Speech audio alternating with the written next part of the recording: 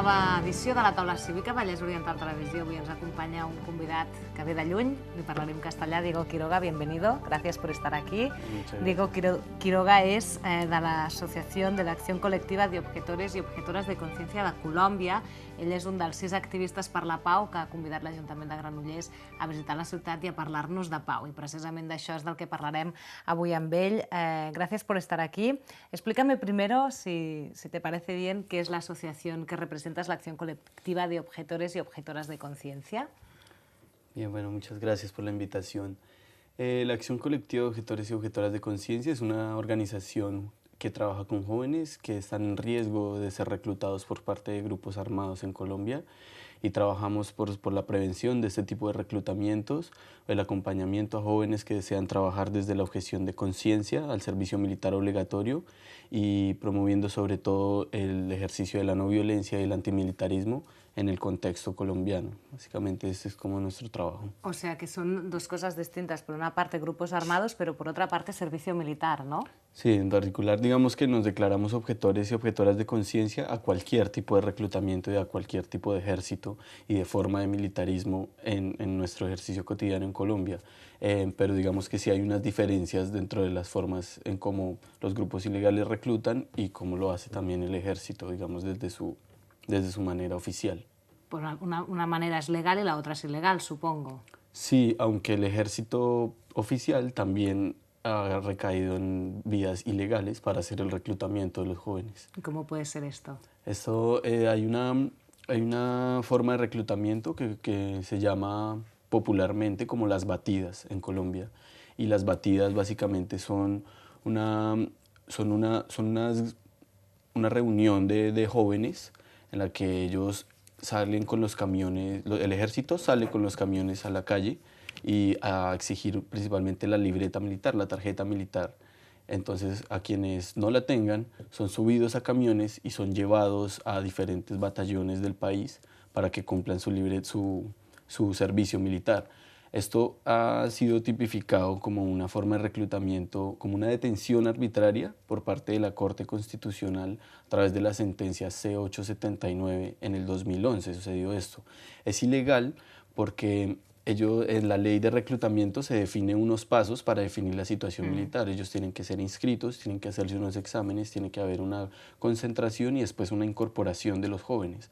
Cuando se han hecho estos operativos de reclutamiento, ellos han violado estos pasos que he descrito y han llevado a muchos jóvenes a ser reclutados sin tenerlos en cuenta. Así que ha sido... ¿Y estos jóvenes reclutados en las batidas realmente van a parar al servicio militar y al ejército oficial o los llevan a otros lugares, los usan, con perdón de la expresión, con otros fines?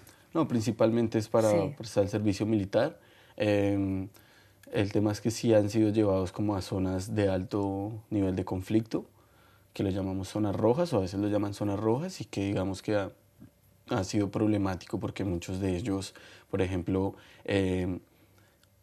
sustentan económicamente a sus familias o tienen alguna otra de las causales de exención o de aplazamiento que los dejan exentos de prestar el servicio militar, pero como han recaído en estas batidas, a veces no se ha dado conocimiento de la situación de los jóvenes y han sido reclutados así. ¿Y de qué edades estamos hablando de estos jóvenes? Principalmente quienes tenemos que presentar el servicio militar en Colombia somos los mayores de edad, a partir de los 18 años. Es obligatorio, entiendo, ¿no? El servicio militar es obligatorio en este momento para los hombres mayores de edad. Si no lo haces es una ilegalidad y entonces puede tener consecuencias. Sí, puede traer consecuencias. Digamos, ellos cuando llaman a los jóvenes a hacer su inscripción al servicio militar, ellos les dan una citación. Muchas veces los jóvenes no asisten a esta citación y el ejército los ha tipificado como remisos. Los remisos son las personas que no acuden al llamado de la inscripción al servicio militar obligatorio. Bueno, esto de remisos es como lo traduce una cosa como de ser perezoso o algo parecido. Y se estima que en la actualidad existen como 7.800 personas que están remisas, que no han acudido a su llamado al servicio militar. Digamos que el reto para nosotros es un poco saber si estas personas no lo han hecho por razones de conciencia o por, digamos, otro tipo de razones y que, digamos, nos interesa saber, porque allí puede haber como un punto clave para identificar personas objetoras de conciencia. ¿Es difícil que el servicio de militar deje de ser obligatorio? Pues supongo que una de las cosas que queréis es que deje de ser obligatorio el servicio militar. ¿Es difícil que deje de ser obligatorio el servicio militar en un país como Colombia, donde hace 50 años que hay una guerra civil, llamémosle así? Es difícil, digamos que es una tarea que nos ha llevado bastante tiempo, o pues le lleva bastante tiempo a la sociedad colombiana. El presidente de Colombia, Juan Manuel Santos, ha anunciado públicamente hace unos meses atrás que en dado caso de que los diálogos de paz con las FARC den fruto, él eliminaría el servicio militar obligatorio, o en dado caso más bien, esto en realidad lo utilizó como una estrategia de campaña y él anunció que eliminaría el servicio militar obligatorio.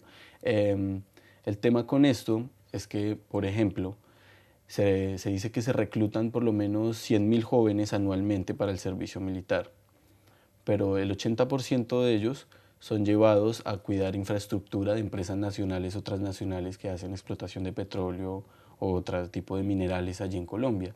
Esto quiere decir que hay una relación intrínseca dentro del servicio militar obligatorio y los intereses económicos que se movilizan allí en Colombia, y digamos que por esta razón nosotros consideramos que es la principal como obstrucción para que el servicio militar sea eliminado inicialmente, pero digamos que este número de remisos, de personas que no quieren estar allí, que te mencionaba, nos hace pensar nosotros que finalmente es más bien ilegítimo dentro de la sociedad colombiana el hecho de que a los hombres nos obliguen a prestar el servicio militar para participar en una guerra que no representa los intereses de la sociedad.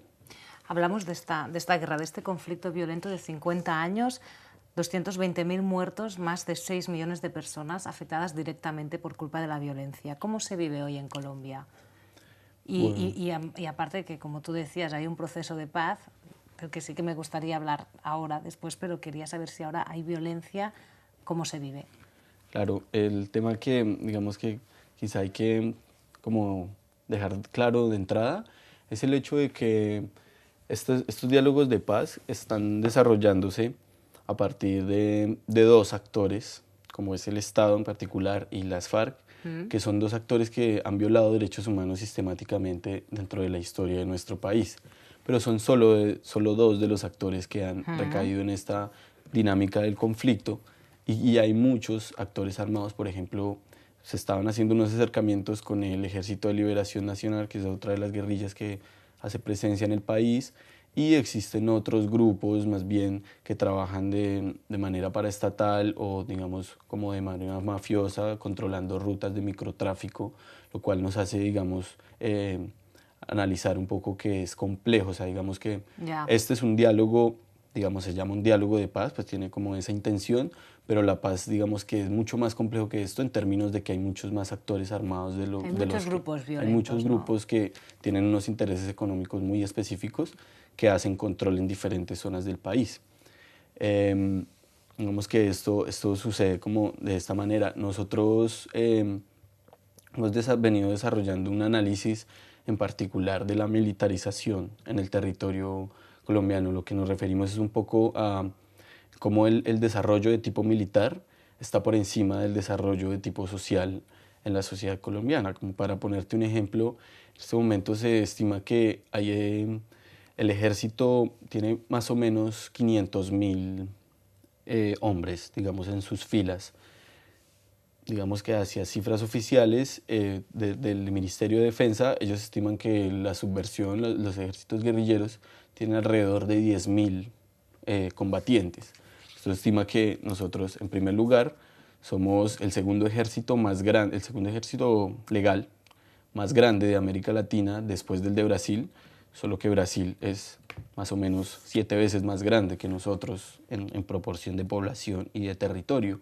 Y asimismo, se dice que la relación de proporcionalidad con este número de fuerzas oficiales con las fuerzas irregulares es más o menos de 40-1. O sea, es una cosa desproporcional que, digamos, que si se tratara de que el conflicto se terminara por la vía militar, pues uno pensaría que ya debería haberse terminado por este tipo de relación que existe entre los dos ejércitos. Sin embargo, no ha sido así y más bien, digamos, es lo que te contaba un poco en términos de que hay unos intereses como más bien intrínsecos que están allí en relación con el conflicto armado. Y volviendo al proceso de paz, si solo engloba las FARC y el gobierno, ¿crees que aunque se llegue a un acuerdo y las FARC se desmilitaricen, no terminará la violencia? ¿Los demás grupos seguirán activos o puede ser que sigan el ejemplo?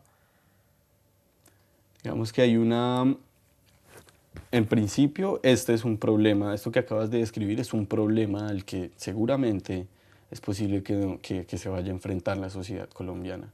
En los otros procesos de paz, por ejemplo, durante el gobierno de Andrés Pastrana, hacia los años 98, 99, 2000, ellos tuvieron la intención también de dialogar con las FARC y desarrollaron un proceso de paz. Lo que sucedió en particular en ese momento fue que la escalada de los grupos paramilitares fue muy fuerte. Digamos, las amenazas a los defensores de derechos humanos, la estigmatización a las poblaciones que se levantaban a través de la movilización social para reclamar sus demandas sociales, eran señaladas de hacer parte de la guerrilla y fueron asesinadas bastantes personas. Incluso antes, hacia los años 80 también, un partido político que surgió de unos diálogos de conversación también con las FARC, que se llamó la Unión Patriótica, fueron asesinados más de 5.000 militantes de este partido político. Entonces, un poco lo que uno, revisando la historia, uno puede decir como, bueno, en este momento siguen siendo asesinadas y amenazadas personas defensoras de derechos humanos, y es un poco, se mueve dentro de la misma vía de estigmatización y de criminalización de la protesta social en el marco de un proceso de paz. Inicialmente, entonces, este es un escenario como problemático. Creemos que es también un momento de oportunidad, porque se han visibilizado diferentes apuestas de parte de las víctimas de los crímenes de Estado, de parte de las víctimas de la guerrilla, de parte de diferentes sectores sociales que están poniendo un poco su relato y su discurso allí para que sea visibilizado y sea comentado en la opinión pública, pero sin duda es un reto al cual nos vamos a enfrentar estos otros grupos que manejan mucho poder a nivel militar y que manejan poder también a nivel económico y que sin embargo van a permanecer, digamos, ejerciendo su control y van a merecer entonces la atención de los gobiernos que vienen, si se da este gobierno de paz o, digamos, de la sociedad en general, tiene que acudir a esto. En un país como el que nos estás describiendo, ¿cómo crece uno en un país con tanta violencia y cómo crece defendiendo la paz, ¿no? ¿Cómo llegaste tú hasta aquí? Digamos que esta pregunta que me haces me recuerda un poco una conversación que tenía con dos chicas catalanas que conocí en el avión cuando venía para acá, y a ellas les sorprendía mucho, me preguntaban un poco, pues, que si estábamos en una guerra civil. Me dice, ¿acaso ustedes están en una guerra civil? Y digamos que el conflicto armado en Colombia no se ha definido como tal, como una guerra civil, porque pues la sociedad como tal no está armada pues en dos bandos, sino más bien como sectores específicos que se han armado para enfrentarlo. Y yo les decía, ¿por qué? ¿Por qué piensan eso? ¿Por qué les dio esa impresión? Y ellas me decían, bueno, uno va a varias de las grandes ciudades, a veces en Bogotá, en algunos sectores, en ciudades como Medellín, en Cali, y es muy frecuente ver, por ejemplo, militares transcurriendo las calles de la ciudad o en algunos lugares como ejerciendo un poco vigilancia de estos lugares. Un poco este tipo de cosas se han venido de a poco naturalizando dentro de la sociedad colombiana, como que a veces nos cuesta un poco entender que esto hace parte de una lógica de violencia simbólica que pretende mostrar el conflicto armado como un problema gigantesco del cual es muy complejo salir, cuando en realidad, si uno lo analiza a fondo, el conflicto armado no es la principal causa de muerte en Colombia. La principal causa de muerte viene a estar relacionada con la desnutrición, con la miseria y con la pobreza extrema que vive la sociedad. Así que un poco, digamos que, cómo uno lo vive allí, un poco uno lo vive dentro de las condiciones de desigualdad, dentro de las condiciones de pobreza, de desempleo y de la necesidad que tiene la gente de responder a la inmediatez, de decir como, bueno, Lo que pasa en la política nacional es cosa de políticos.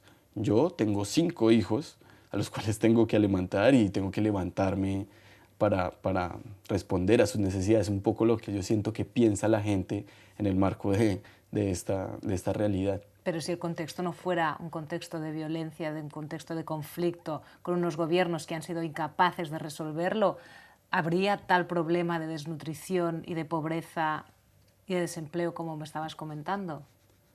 Bueno, seguramente las condiciones serían distintas y habría por lo menos más acceso, por ejemplo, a las dimensiones de la educación para que la gente pudiera comprender estas relaciones que nosotros establecemos dentro del conflicto armado y digamos, la ausencia, la falta de claridad que ha tenido el Estado a la hora de repartir, por ejemplo, la tierra, los terrenos de los campesinos, que es como uno de los problemas. ¿Qué factores crees que se deben dar para que finalmente termine esta situación? Aunque tú digas que tú puedes levantarte por la mañana, hacer tu vida, tu día a día, y no lo percibes como ciudadano quizás en tu día a día directamente, pero obviamente sí que es un problema de país, ¿no? Ha frenado el crecimiento y de hecho hoy, repasando artículos, leía que la paz sería mucho más beneficiosa económicamente para Colombia que la guerra, que le supone un gasto mucho más elevado, porque a veces los conflictos económicos marcan tanto que dices, bueno, vamos a ver qué nos sale más a cuenta, la paz o la violencia. La paz